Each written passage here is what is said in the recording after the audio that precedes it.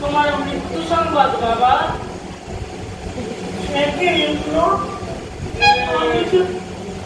আমি যে এখনো মরিনি। নাই বা মরলে যেভাবে খাবি খাচ্ছ মনে হচ্ছে মরবে আর বিস্তর বিলম্ব নেই। আগে থাকবে বড় বড় সাহেবের কাছ থেকে কথা বলে নিয়ে হাতি অবলম্বন করবে। দিয়ে গেলে যেমন আর ফল হবে।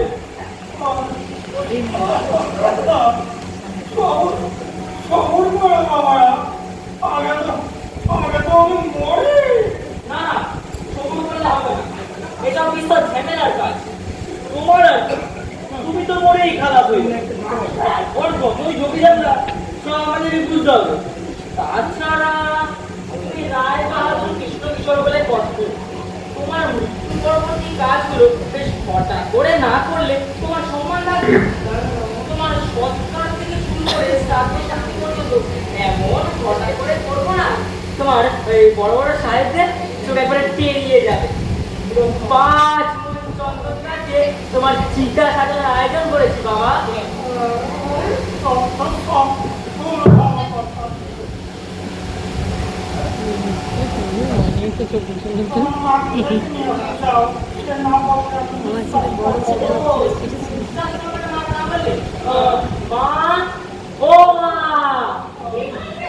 শোনো না, হ্যাঁ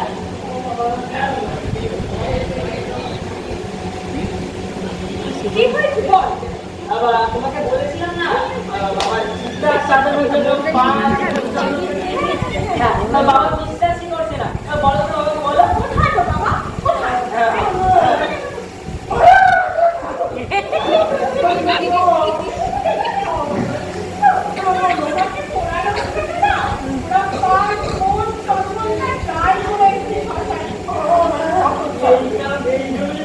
সহযোগিতা করতে তাহলে খুব ভালোই হতো। হ্যাঁ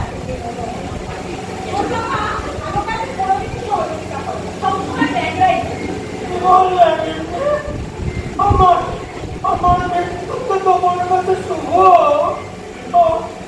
বেশ, আমাকে মরার সময় অন্তত দাও। না তোমার হাতে তোর বিলম্ব হয়েছে।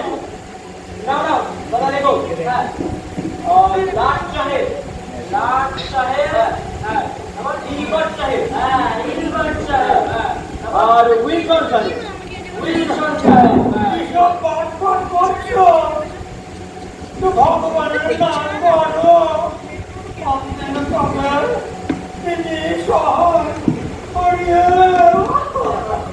ভালো মনে করে দিয়েছে বাবা। ওই হ্যারিসন সাহেবের নামটাও তো লিখতে হবে। হ্যাঁ হ্যারিসন সাহেব, একটু নাম করো। হ্যাঁ রমজি সাহেবের নামটা তো লিখতে হবে। হ্যাঁ হ্যাঁ রমজি সাহেব। আর একটা লিখতে তো কি কিসের বাবার বড় দেহ নিয়ে যেন পয়সা নেমে যাবে, তাদের তো আগেকার থেকে খবর দিত। একদম সেটার জন্য তো আমার মরণটা দরকার, সেটাই তো এখন বাকি। বাবা তুই চুপ করবে? তোমার বিয়ে বলো চলে যাবো।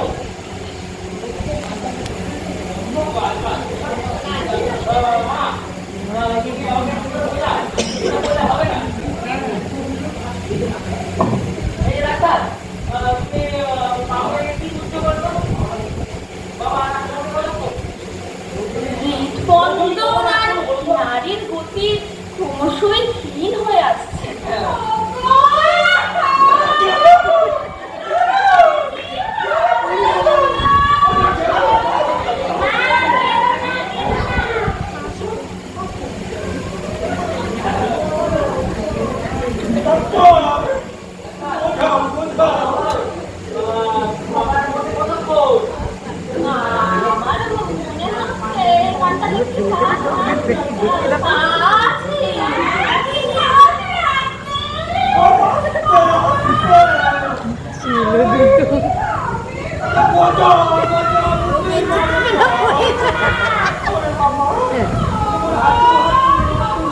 মা তুমি কিন্তু বড় মুশকিলে ফেললাম এটা কাটাকাটি করো না। আমি বড় বড় সাহেবদের কাজুনি চিঠি খবরে ছাপিয়ে দেবো। হ্যাঁ তুমি এখান থেকে যাও, এখন যাও। এখন বলো তোমার কি হচ্ছে? বোধ হচ্ছে আজ রাতটুকু কাটবে না।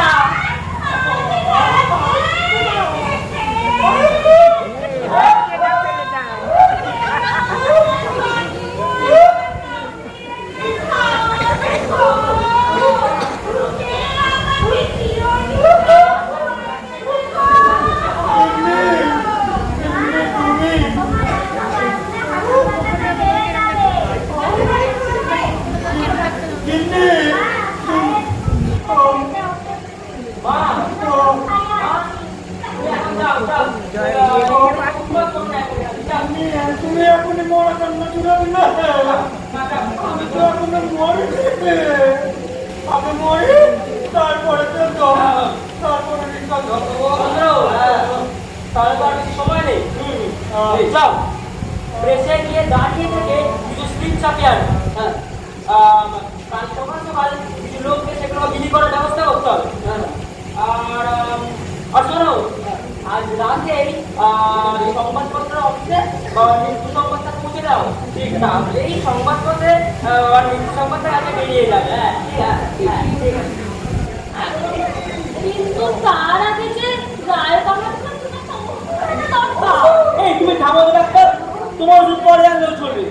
ডাক্তার আমাদের পালিয়ে যাচ্ছে না, কিন্তু এদিকে প্রেস বন্ধ হয়ে যাবে, ভারী ঝামেলায় করতে হবে কিন্তু।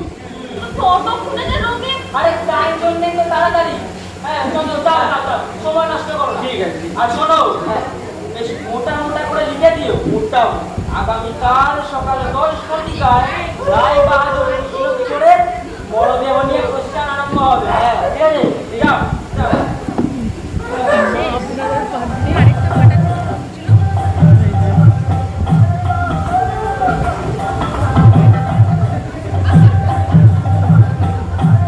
হেভি ছেলে আমায়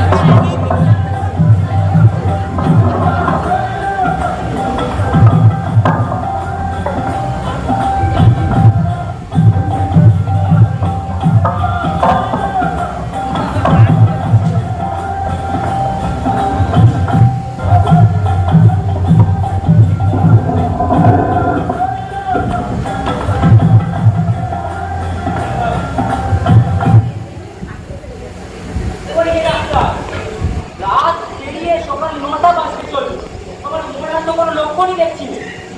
তাই তো দেখছি এখন তো নারী বেশ সবলই। নারী তুমি সবলই দেখছি, তুমি তো বিয়ে ডাক্তারে আমাদের ভারী বিপদে ফেলবে। বিপদ বিপদ নয়, সবাইকে জানানো হয়ে গেছে সকালে 10টায় আমার মরা দেহ নিয়ে প্রসেশন আরম্ভ হবে। আর কিছুক্ষণের মধ্যেই সব লোক আসতে আরম্ভ করবে, আর তুমি এখন বলছো তোমার নারীদের সবল।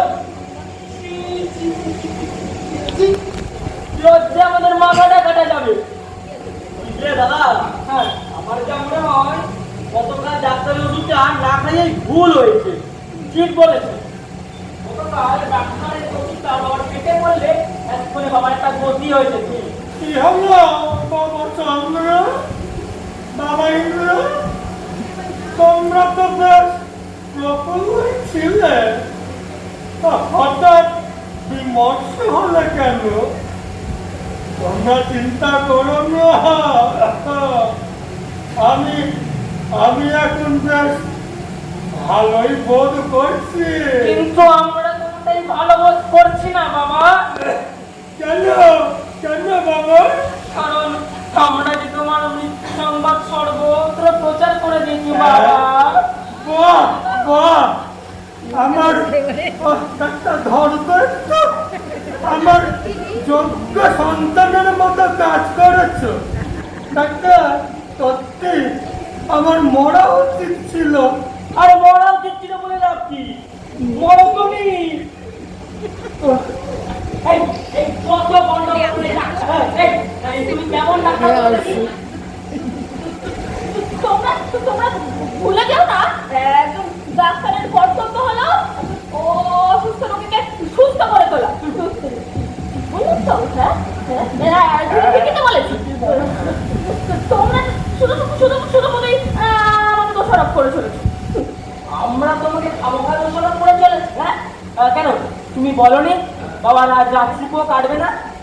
হ্যাঁ বলেছি, কাল যেরকম পরিস্থিতি দেখেছিলাম সেই অনুযায়ী বলেছি, কিন্তু আজ পরিস্থিতি বদলেছে। এখন তোমাদের বাবা অনেক সুস্থ বোধ করছে, বুঝলে?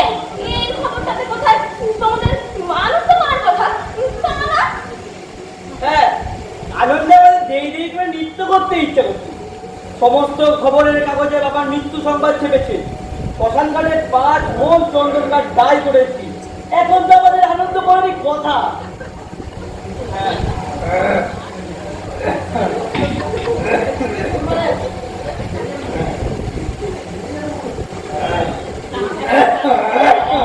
একটা কথা বলবো?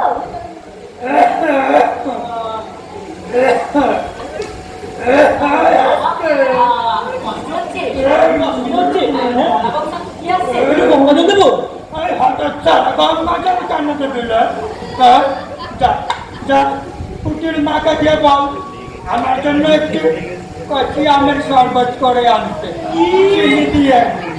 কচি আমের শরবত? হ্যাঁ, কচি কচি করে আমের শরবত করে। দেখো ডাক্তার, দেখো তুমি কি হাল করেছো। এখন কচি আমের শরবত খেতে চাইছে, এরপর তো কচি পাতার ঝোল খেতে চাইবে। হায় হায় ঈশ্বর, এবার আমি কি করবো? বলছি, তখন থেকে আমি একটা কথা বলতে বলছিলাম। তুমি আর কি বলো ডাক্তার? আমার মাথায় না একটা বুদ্ধি এসছে। এই তুমি চুপ করো তো। তোমার বুদ্ধি নিয়ে আর কি মরি? হ্যাঁ, খুব হয়েছে মাথা খেলো তো।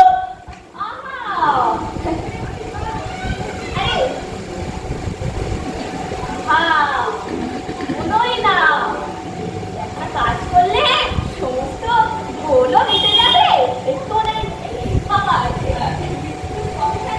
সময় মতো শুরু করতে পারবে, আবার কথার খেলাপও হবে না। কি বলো বলো? বলো বলো বলবো বলো। না, থাকবো না। এই বলতো না না না না না,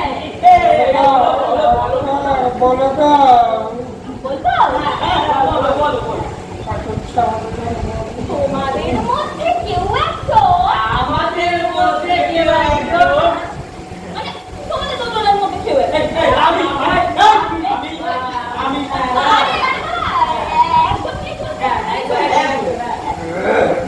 দুজনের মধ্যে কেউ একজন আমাদের দুজনের মধ্যে কেউ একজন রায় বাহাদুরের বদলে তোমাদের দুজনের মধ্যে কেউ একজন রায় বাহাদুরের বদলে গলা দড়ি দিয়ে মরো। এই কি হ্যাঁ।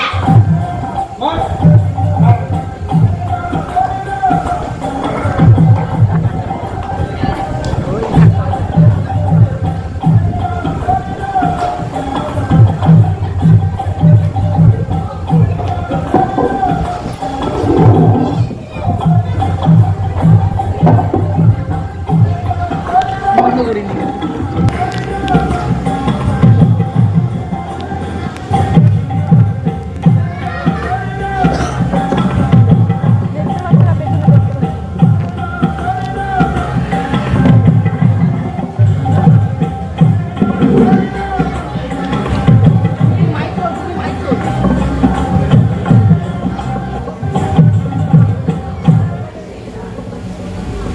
কি ব্যাপার বলো তো বলাই, বেলা 11টা বাজতে চললো। কোন যেন কচু পাতায় এক বিন্দু জল, মানে মানে সদা করে টলমল জলবিন্দু স্বরূপ জীবন যে কখন কিভাবে পত্রচ্যুত হবে তা একমাত্র ঈশ্বরই জানে। বটে বটে বটে, বুঝলু, কিন্তু তোমার ওই কচু পাতা শব্দটি কেমন যেন কানে লাগছে, তাই না? জানি জানি, আমার জায়গায় অন্য কোনো কবি হলে হয়তো লিখতেন বা বলতেন, পদ্মপাতা। কিন্তু এখানেই তো আমার স্বতন্ত্রতা। আমি অতি সাধারণের, আমার লেখায় মাটির গন্ধ মিশে আছে। মহাশয়কে তো ঠিক চিনলুম না। আমি হলাম নব্য কবি রসিক লাল নাম। স্বর্গত রায় বাহাদুরকে জানাতে এলাম আমার অন্তিম প্রণাম। কৃষ্ণ কিশোর, তোমার এই মৃত্যু আমাদের কাছে এক অপূরণীয় ক্ষতি। তুমি আমাদের ছেড়ে চলে গেলেও আমাদের মনে সদা সর্বদা তুমি বিরাজমান থাকবে কৃষ্ণ কিশোর। বাবার মরদেহটি কিছুতেই বেরোচ্ছে না। হরি হে দীনবন্ধু, আমাদের বাঙালিদের একটাই দোষ, পাংচুয়ালিটি কাকে বলে তা এখনো জানে না। কথা বলেছে, মরবার সময় একটু আর করো।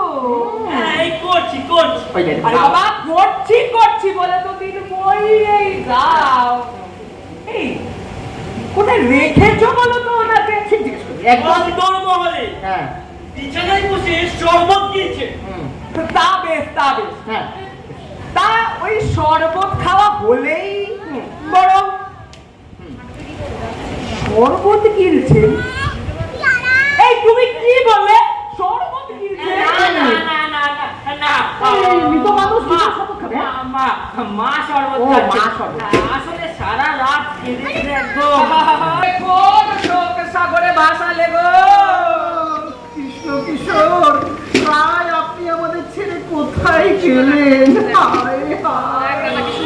হায় হায়। হায় কৃষ্ণ কিশোর, তুমি আমাদের ছেড়ে কোথায় গেলে?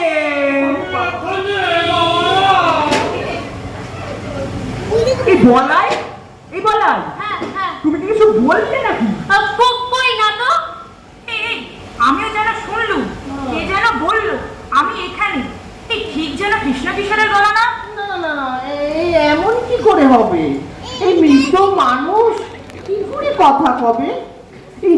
তবে আমিও শুনেছি কানে কে যেন বললে আমি এখানে।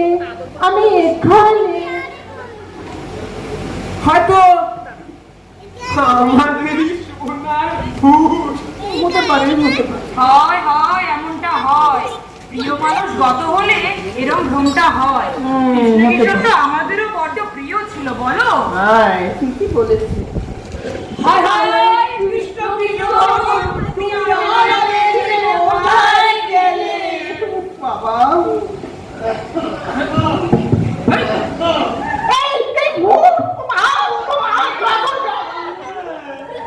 তোমরা কেঁদিও না। বাবা সবাই চলে গেল কেন?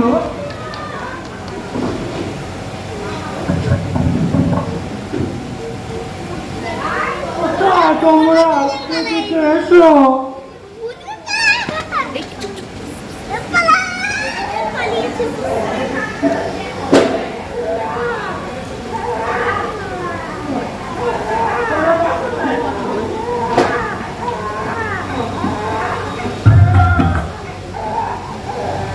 কি হলো বাবা চন্দ্র, বাবা ইন্দ্র? এই আমাকে দেখে সবাই এরকম বিস্তার করে পালানো কেন? বাবারা